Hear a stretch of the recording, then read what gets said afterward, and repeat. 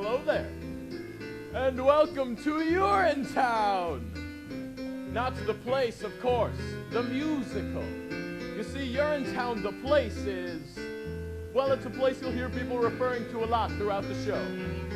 You hear the news? They carried old so-and-so off to Urinetown the other day. Is that so? What do you do? Oh, such and such, I hear. Well, what do you know? Old so-and-so. It's kind of a mythical place, you understand. A bad place. A place you won't see until Act 2, and then, well, let's just say it's filled with symbolism and things like that. But Urinetown, the musical, here we are. Welcome. It takes place in a town like any town that you could find in a musical. This here is the first setting for the show. As the sign says, it is a public amenity, meaning public toilets. These people have been waiting for hours to get in. It's the only amenity they can afford to get into. Say, Officer Lockstock, is this where you tell the audience about the water shortage? What's that, little Sally? You know, the water shortage, the hard times, the drought. A shortage so awful, private toilets eventually became unthinkable. A premise so absurd that... Whoa there, little Sally. Not all at once. They'll hear more about the water shortage in the next scene. Oh, I guess you don't want to overload them with too much exposition, huh? Everything in its time, little Sally.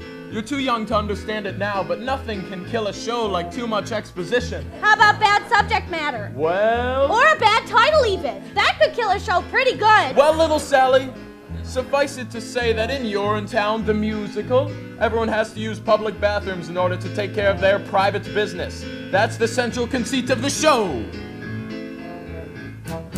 Better hope your pennies add up to the fee. Can't have you peeing for free. If you do, we'll catch you. We never fail, and we never bother with jail. You'll get to Urinetown, off you will to Urinetown, away with you to Urinetown. You won't need bail. Yeah. Later on, you'll learn that these public bathrooms are controlled by a private company. They keep admission high generally, so if you're down on your luck, you have to come to a place like this. One of the poorest, filthiest urinals in town. And you can't just go in the bushes either. There's laws against it. That's right, little Sally. Harsh laws, too. And that's why little Sally here is counting her pennies. Isn't that so, little Sally? I'm very close, officer. Just a few more. Oh, aren't we all, little Sally? Aren't we all? Excuse me, sir, but could you tell me the way to the private company that controls these public bathrooms? You mean you're in good company? That's the one.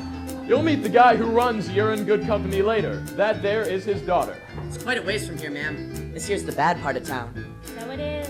But if you squint, you can just make out their headquarters, rising above the skyline. Oh, the gleaming tower on the hill. That's the one. Gosh, it's beautiful. You most certainly are. Pardon? It most certainly is. Oh dear, I'm late already. Thanks ever so much for the directions and such. Bye. Anytime. Well, we've talked on long enough, I imagine. Enjoy the show, and welcome to Urinetown, the musical. Our humble audience, you have come to see why